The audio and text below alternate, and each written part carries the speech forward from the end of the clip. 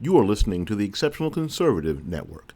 For more information, go to www.theexceptionalconservativeshow.com.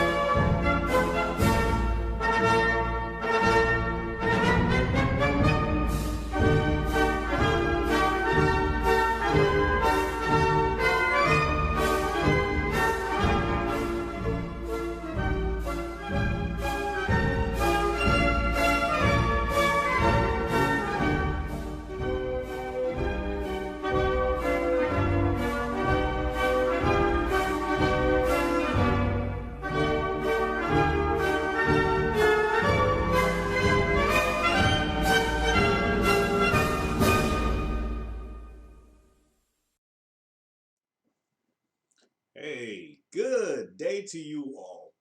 Welcome to the new. I'm your host, Randy&April. Let me first off apologize for last week, well, particularly Friday, because Friday I got home. I was home relatively early, and I began to start to put together what I was going to discuss that evening, and I had to also do homework because I had a paper due, and so because I'm in school, and yeah, that paper turned into 7 hours. So I time got away from me, and I looked up. I was like, "Ooh, oh man!" So I apologize for that. But no, I hope everyone had a great weekend. My weekend was busy. Still working on that paper. I finally just submitted it this afternoon. I was like, "It is what it is." At this point, there's no sense of dwelling on it. Ah. But I will tell you, I'm taking a African American history course. African American history 652 to be exact. And I took for granted that I'm black. You know, how hard can it be? And I, I am very studious of African American history, so it can't be that bad. Yeah, no, it's it, it's a butt kicker. And so I'm thoroughly enjoying the course. Don't get me wrong, but it is a little bit more tedious than I anticipated because we're covering different periods of African American history, civil rights, African Americans during World War II, Harlem Renaissance, things of that nature, and so it's not as cut and dry as we would expect. So yeah, you're like drilling down into the very specifics of things, and it's a fun course. It's a fun course. So I'm actually learning a lot in this course. So and doing a term paper for it, it was challenging. I'm gonna leave it like that. So, anyways, like I said, I hope everyone's doing okay. I hope you all had a great weekend. Um, the Speaking of weekends, I let one of the kids, the youngest one, go hang out for the weekend with a friend, actually a coworker, but their kid. Let them go hang out. Let her go hang out, and she decided that after she returned back, that she wasn't going to come straight home, and that she was going to go spend the rest of the weekend at another friend's house without telling us. So we're still waiting on her to come home, and it's now 7:06 p.m. So, but that's okay. We will. Well, April will handle that accordingly. Kids will be kids, Teenagers are a trip. So, but anyways, um, speaking of tripping, people tripping down in Florida, a couple weeks ago now. This story just kind of like it's just now making into the mainstream cycle. But I want to discuss this because it it, it kind of resonated with me tying into my history class that I'm taking.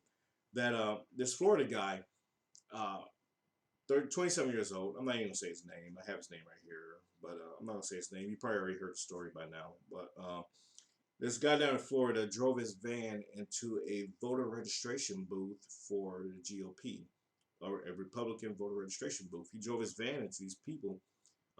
Luckily, no one was seriously injured or killed or anything, but nonetheless, he decided to do this because he felt that them being Trump supporters, they were evil, and he had this series of rants and everything else on his social media and his history of just despising Republicans. And so he took it upon himself to drive a van on a suspended license, nonetheless, and decided to attack these people. Now, I don't know. It's reminiscent, and the reason why I want to bring this up is because it is reminiscent of history and how things went down post Civil War. But that's not the only story. Just a few days later, another guy in another state in New Hampshire who was 34 years old, he decided to slap a kid because he was wearing a MAGA hat. It's like, what's wrong with people? But so it's not funny, but it's funny. It's not funny, but it's funny. It's funny, but it's not funny. You understand? But anyways, but no, but these people, they claim to be uh, tolerant of diversity, cultures, and everything else. But the minute that you display a difference in political alignment to them, they just become violent and attack you. And now I'm seeing a rash of these things, especially now that we're in the election cycle right now.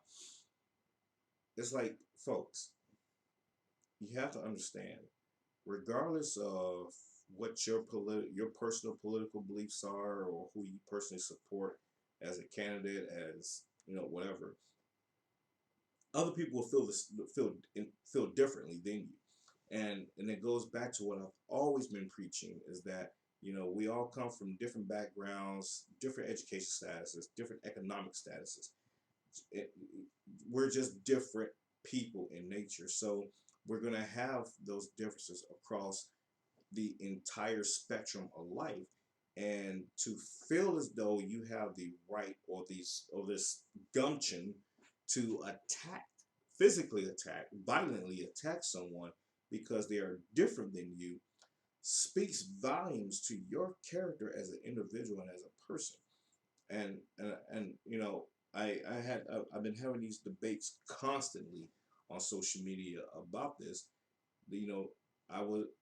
It's not so much that I'm defending the president, but I or supporting, but I'm just capitulating. You know, consider this in summary, or what about this? You know, and it's automatic. It turns into automatic attacks because there is no sensible or credible rebuttal to what it is that you bring when you actually bring facts. And so it's a rash, and it's a rash of these incidents that's going on, and it has been predominantly from the left. You know, people always point to Charlottesville. They're like, "Oh, look what happened in Charlottesville." That was a very, very isolated, 100% isolated incident. You cannot point to another time since Charlottesville, even before that, where you saw like a band of so-called Republicans attacking anyone. It just doesn't happen. I'm sorry, but you can see throughout history where it has been Democrat affiliated people that have been doing these kind of attacks violently, verbally and physically assaulting people just solely based on their political beliefs. Now we can say it's you know Trump brings it out of us or whatever else, but this has been going on throughout the entire course of U.S. history, U.S. politics, and that's why I said it's reminiscent of the back in the 1800s, post Civil War, when under the Reconstruction era, when Republicans, um, radical Republicans, mind you, I'm a caveat with that. Radical Republicans went into the South to help, alleviate some of the hardships and everything else of these newly freed slaves by setting up the Freedmen's Bureau, um, redistributing land under General Order 15. These little things that they were doing, putting blacks into political power, into political positions, into federal positions, jobs, and everything else, and how Democrats at the time rebelled against these things. And so it's been part of the Democratic DNA. It's not to say it's all Democrat people that are Democrats. I'm not saying that. I'm not placating this on the entire Democratic Party, because I know some very, very good, fine, respectable people that are Democrats. I'm not saying that. But however, when it comes to when it comes down to, we're looking at actions, eh, it kind of, the balance of the scales kind of go lopsided. I'm just saying. So there's something to consider. Um, but in terms of another discussion I had with someone else on social media just a couple of days ago. As a matter of fact, I would say it was probably Saturday afternoon, something like that. They mentioned how President Trump was pandering to blacks by passing all these laws, uh, and doing all these things, photo ops and what have you. And I immediately responded with, well, it's a little better than, and then to go back to Ken, what Ken posted. Shout out to Ken McClinton, our CEO, chairman, president of the network. He posted something quite starkly similar. But let me finish the story. They said that President Trump and the Republicans are now pandering to blacks and everything else to get their vote and stuff like that. And I responded with something very simple. I would rather vote for or support someone who is actually actioning on the things that they said that they're going to do or want to do, versus supporting or throwing my vote towards somebody who is just giving me lip service and they have no intentions on doing anything whatsoever. So, and now tying into what was posted by Ken the other day was, you have these Democratic presidential candidates, or Democratic politicians, period. They go into these churches, these black churches, or they go into these black communities, and all of a sudden they're Southern. They throw on a Southern drawl, Or they talking about they carry hot sauce. You know damn well you don't carry no damn hot sauce. Quit playing. I don't even carry hot sauce. But okay, fine, whatever. So they do all these stereotypical things that will appease to the larger black community in mass, and and this is how that cycle keeps going. The whole bringing up lines or songs that are reminiscent to black struggle. I feel no ways tired. uh Things like that. It's funny because I see it all the time as well in places that I go. Like I said, I have a lot of Democrat friends, and they know where I stand. So I still mingle in these circles, and I see it, and I point it out to them. I'm like, you see, this is what I'm talking about, and they're like, wow, because it's true. You can't sit there and say that someone is being genuine about something when there's no action behind it. And that's one of my biggest things. You can sit here and talk a good game, but where's your action? Just because you show up somewhere doesn't mean that there's action behind it. You just showed up. Anybody can show up to anything and not do nothing. So it is what it is. I'm done with my rant on that piece, because I got some more rants coming to you this evening. So stay tuned. We'll be right back. We're gonna jump to a quick commercial break. So yeah, holla for a dollar.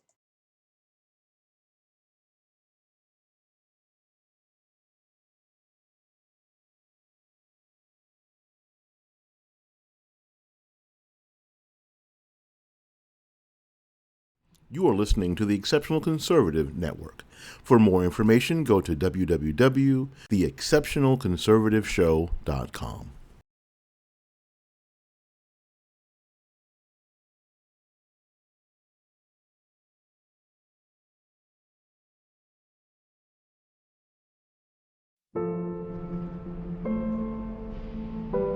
Bridges, they fill our skyline. Rising above our city, their arches are more than stone and steel. They connect us, they help us move forward and cross from place to place. That's why we build bridges, to be connected to one another. I'm Cherie Murray. I was 9 years old when I came to America with my family. We migrated from Jamaica. From my first job working as an intern at the New York City MTA Jamaica Bus Depot to attending City University, then opening a business and helping minority men and women find employment in the media, to becoming a mother and a community leader. I've been building bridges and crossing them my whole life. I've built bridges between constituents in our community and elected officials that represent them, between different nationalities and races, and between political parties. Lawmakers should be working together to build a stronger, safer, more prosperous America.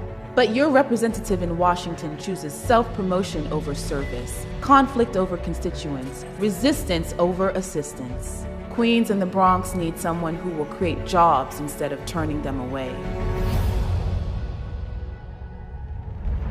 Someone to unite the fight in Washington and help you build a bridge to a better future for yourself instead of pushing for a pay raise for herself. You deserve someone fighting for you, not fighting for the limelight. You deserve someone who will focus on immigration, infrastructure, and education. That's why I'm running for Congress. I believe bridges are about connecting us, bringing people together, and getting us to where we need to go. Join me. Let's unite the fight and build new bridges together. Bridges that will unite us and take us to a brighter future for the next generation. I'm Cherie Murray, and I approve this message.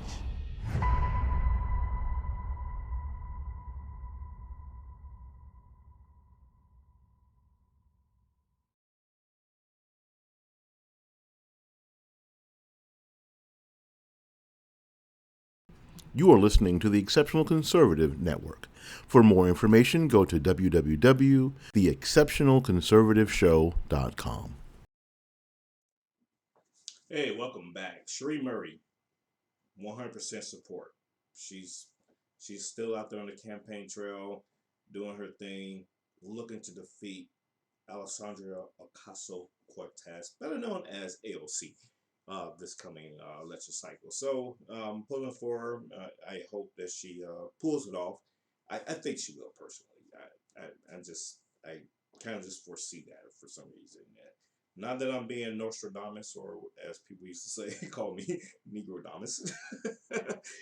I think she's gonna pull it off. But anyways, an older story, but nonetheless a story. Taking you back to October of 2019 in Forsyth County, North Carolina, where the school board had took a vote on whether or not they will bring in African American history into the classrooms, and it was voted against 7-1. So there was a lot of angst and turmoil about this, and racism and blah blah blah being thrown around, right?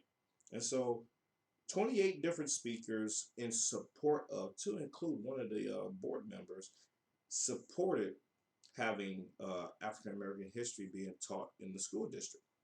Now, it was also mentioned that, hey, let's not forget, we have a what is called an infusion program that has African American studies included in it. So why do we need to have an additional African American history class? Now, you're probably saying, Randy, where are you going with this? So this is where I'm going with it. So what? So what? The school does not want to teach African American history. Now, one of the speakers said, well, in 12th grade, you teach British literature. So why not have African American history? Well, British literature is a little different than African American history, and the reason being that a lot of our liberal arts and performing arts stems from some fashion of British literature. Sorry. But African American history is all encompassing of a variety of different events and times in our history. So to say that, or to try to compare the two, is a little conflating in my opinion. But outside of that, everyone knows, or most of you should know by now, that I like to use the hashtag education is free. And what education is free hashtag means is that you don't have to depend on anyone to learn about something that you want to learn about. You can easily go to the library and internet. Oh my God, the internet. Oh, what would I do without this thing? You know, I mean, there's a plethora of resources literally at your fingertips that you can utilize to educate yourself on whatever it is that you want to learn about. So to depend on an institution to provide you that knowledge is quite silly to me, actually, to be honest. I mean, I got it if you have to, attend an institution to get that paperwork to show that you've been formally, taught and trained. I got that. That's different.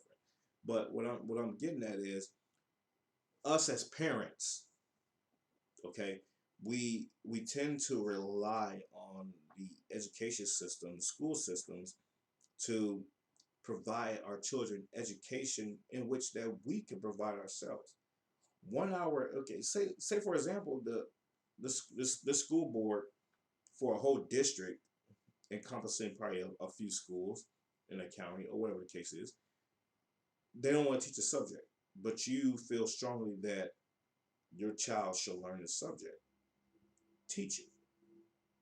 Nothing is stopping you from taking an hour a day or 3 hours on a weekend via field trip or whatever the case, and teaching your child that subject in which you feel vehemently, adamantly that they should learn. Nothing is stopping you. Yes, we all work. Okay, we work 2-3 jobs. Got it. Or you can just pre-prepare those materials and say, hey, son, daughter, I want you to read these things and we're going to talk about it, in the car for 20 minutes or whatever. I mean, there's workarounds to providing your children an education in which you desire for them to have. We don't have to rely on the school system. This is why I'm in full support of school choice. I had another discussion with somebody about this the other day. They took school choice as being racist. Yeah, we're gonna run that back. School choice is racist because that only applies to white people that can afford to do that. No, if you really understood what school choice meant, school choice says that, hey, I should be able to put my child in whatever type of institution that we mutually agree is beneficial to them, and or I can keep them at home and they can be homeschooled. There's different avenues to school choice. So to say that that's racist, I actually should slap you. But I don't advocate violence. Not always.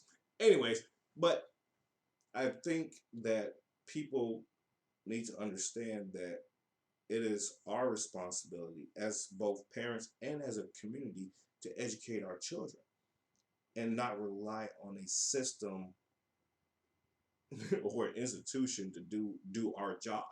You know, what did people do prior to the establishment of schools? Let's think about this. They taught them at home. They taught them in the community. Okay, I'm a subject matter expert on doing taxes. She's a subject matter expert on how to sew clothes. So I'm gonna teach you how to do taxes today. Tomorrow you're gonna go over there and learn how to sew clothes because you're running around naked right now. You need to have some clothes. That's what they did back in the day. It was a communal upbringing. That's why we always say that goes back to the proverbial saying. You know, it takes a village to raise a child. And it's more than just raising them, feeding them and everything. It's educating them as well. It takes a village because everybody has something different to bring to the table, and we're slowly getting away from that. Well, actually, we are rapidly getting away from that. We're relying on a single set of people that may have personal bias, they may have their personal agendas, whatever else, indoctrinating our children. And so when they come home and they are talking to us crazy or saying crazy things, we're looking at them like, and what house are you growing up in? It's not about the house. It's about the institution in which we're sending them to, and not following up and staying on top of what it is that they're learning and correcting or validating what it is that they're learning. So I say all that to say that, going back to what I just said, you have to put some investment into your children's education. People that follow me and know me, they see that, I am constantly exposing my children to different things. Whether they like it or not, they'll be all right, but they come back and they be like, maybe it's a month later, 2 years later, they're like, I had this conversation, and I was like, yeah, I've been there, and I did this, and blah, blah, blah, blah. And I'm like, see? Yeah, it may have been worthless to you at that time, but you were able to look back and reflect on that and say, you know what, I did that, or I seen that, or I learned about that through my parents, not the school. And it's important. It's not any gratification or any kudos to me or April or what have you, but it's just the fact that we actually put some investment into our children, into our children's education. So that's that. But I just charge you. I charge you, parents, even if you're not a parent. You live in the community and you have children in your community and you have friends that have children. Offer that much. Offer, say, hey, what is it that you're doing with your children that you're teaching them, or that you wish that they learned about but they don't know? Take that on. I mean, what will it hurt? You might learn something in the process. You might decide, you know what? I don't know anything about making a frame. I'm going to learn how to make a frame, and I'm going to make it my business to teach other people how to make frames. I mean, it's something that's simple. I'm not saying I'm going to make frames, but I'm just saying, you get my point. Anyways, so I just wanted to throw that out there. It kind of struck a nerve to me that, you have this room full of people that were complaining that this board, which, oh, by the way, let me touch on that real quick. You elected these bastards. So I mean, what you mad about? If you did not do your due diligence to research who these people were, what their views and beliefs are, and you just filled in a bubble next to a name, that's your fault. You know, I think that if I'm going to sit there and elect, if education and the school board is important to me, I would do my due diligence and actually research these people. Perhaps try to set up an interview with them and say, hey, what are your thoughts about this? How do you feel about that? That's what you do as a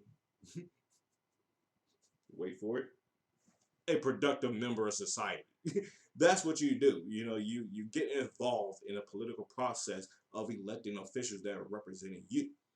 You can't sit there and get mad and say, well, all these people got elected and they're not doing anything for me. Well, did you?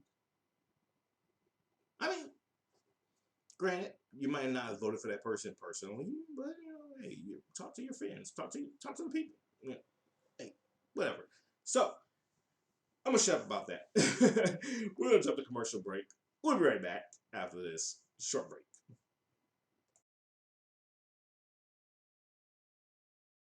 You are listening to the Exceptional Conservative Network. For more information, go to www.theexceptionalconservativeshow.com.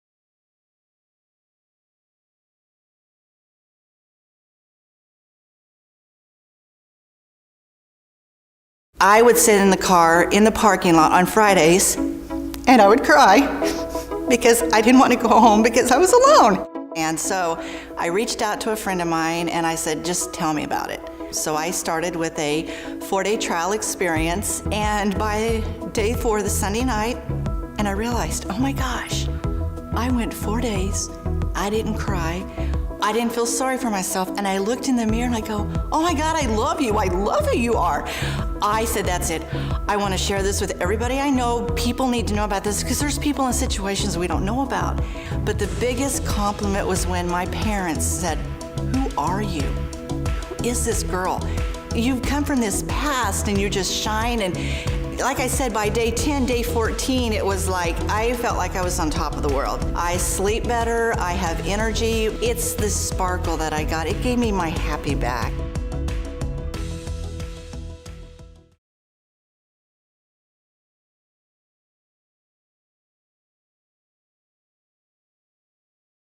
You are listening to the Exceptional Conservative Network. For more information, go to www.theexceptionalconservativeshow.com. Hey, welcome back. So, Bill Barr, United States Attorney General, for those of you that don't know who he is.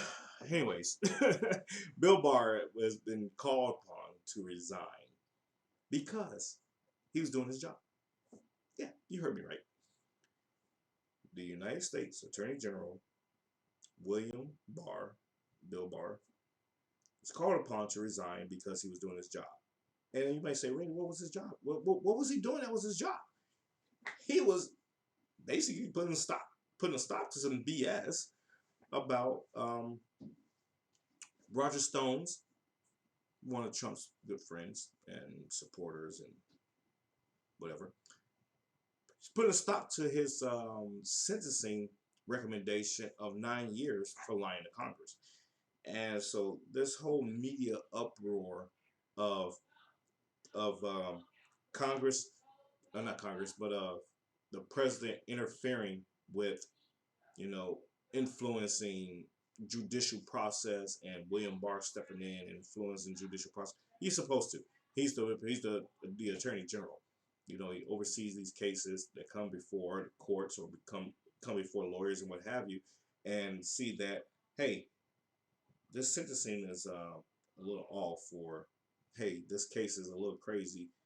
Let's reevaluate this, what have you. So 1,100 former Department of Justice employees decided to weigh in on this and say, yeah, he shouldn't be doing that. He needs to remain neutral and blah, blah, blah.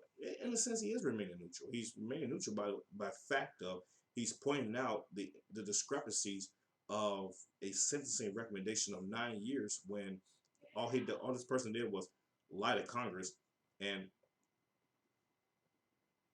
people that did far worse crimes get less time. So it's kind of like, let's really weigh what's going on here. I'm not saying that Roger Stone don't deserve to go to jail. I'm not saying he deserves, not to be, punished. But I'm just saying that we all are saying here that we have to look at and understand what's going on with the situation here and say, is there some kind of partisanship going on or some kind of biasness going on? And come to find out, it is.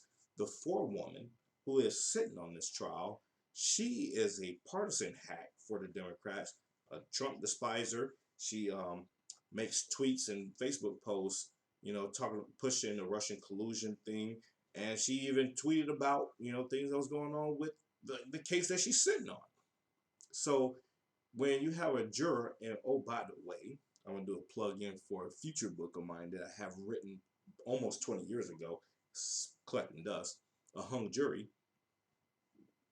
She already had a predisposed idea that she was ready to convict this person before even knowing the facts. So it's one of those things that you have to consider. It is what it is. So, hey, more to follow. Stay tuned on that, because I think that the case is going to probably subsequently get thrown out now that it has made it to the limelight. So we'll see what happens. And we're going to jump to our extended break. We'll be right back after this. Stay tuned, hang out, and enjoy.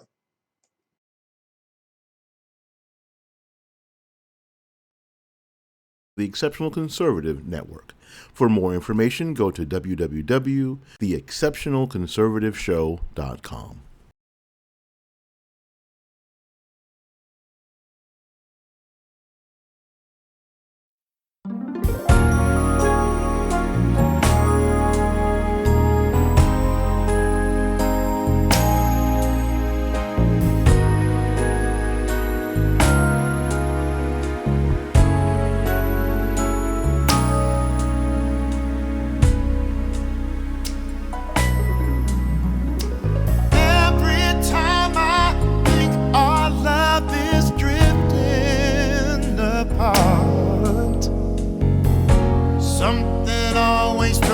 Back together, and every time I think I found someone new for my heart, after one kiss my heart tells me never. Oh, everyone has got a weakness in life.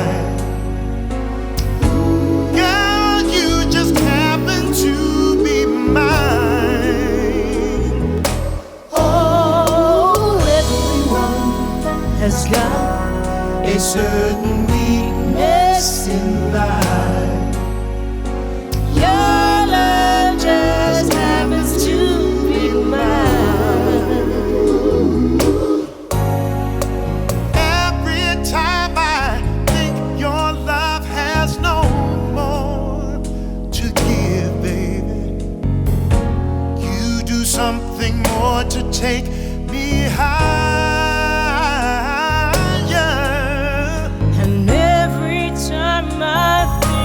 Someone else I could live, I'd be living love out as a liar. Oh, everyone has got a weakness in life. Boy, you just happen to be mine.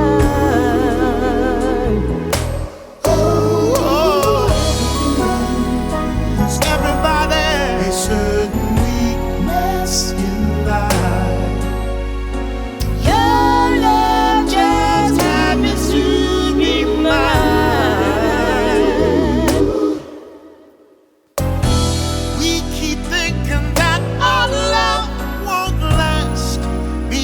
tomorrow, but our hearts say we're gonna stay in love this way.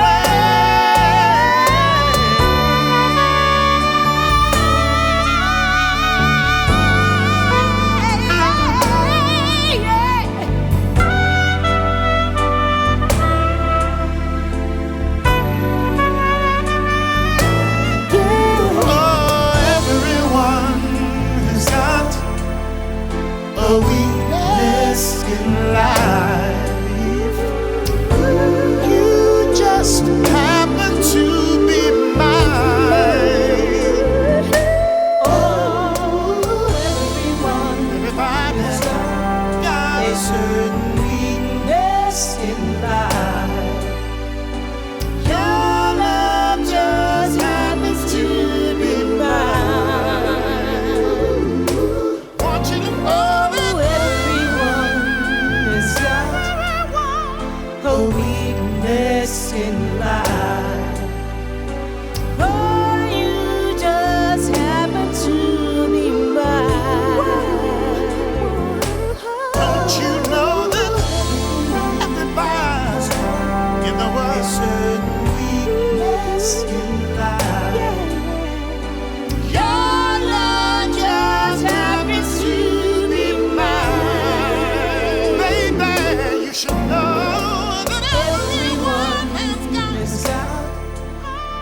a weakness in life.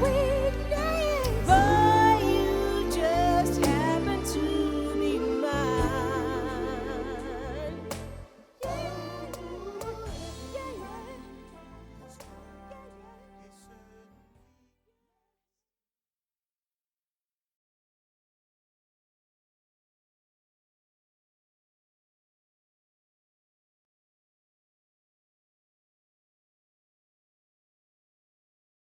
Conservative Network. For more information, go to www.theexceptionalconservativeshow.com.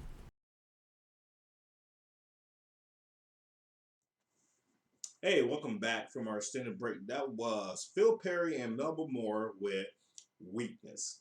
One of my favorite jams there. A throwback, if you will. But anyways, so over the weekend, on this side of the water, side of the pond, if you will, the North Atlantic Treaty Organization, better known as NATO, hosted a security summit, security conference in Munich, Germany. And one of the contentious points that was brought up was about who should be the next world power, kind of, sort of, in terms of European security, collective security. And France's president, Emmanuel Macron, took the lead in saying that it should be France, with their nuclear capabilities and everything else, that they should be the forefront of this. And Jens Stoltenberg shut that down immediately and said, no, stop. It's always been the United States and the United Kingdom have been fully supportive in our defense around the world and everything else, and it shall remain so. And I get what President Macron is saying. I get it. You know, let's stop trying to rely on the United States and these other countries, and let's start looking internally, because they're thousands of miles away, and we're here, so we need to start looking at ourselves. I get what he's saying. However, you have to consider that a unified alliance is a stronger alliance versus relying on just one to collect or to defend all. So I just wanted to touch on that and highlight that took place over the weekend. And it's not France's first time, highlighting their discord with the United States in terms of being a hegemonic power as we are.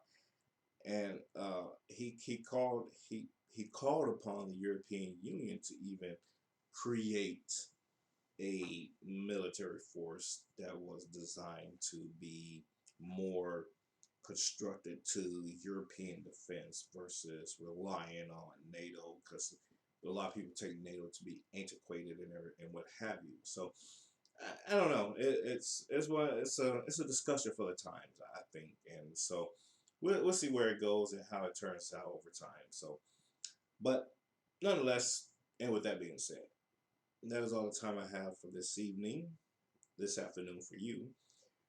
I have homework to do. So, thank you all for tuning in.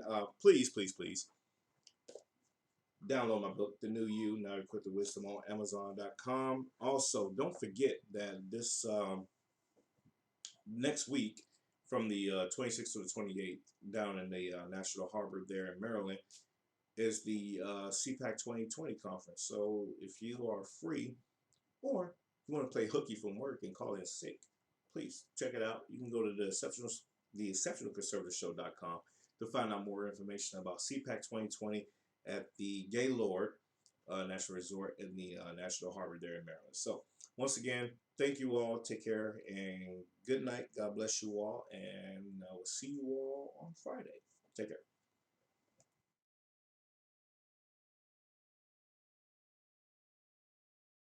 You are listening to the Exceptional Conservative Network. For more information, go to www.theexceptionalconservativeshow.com.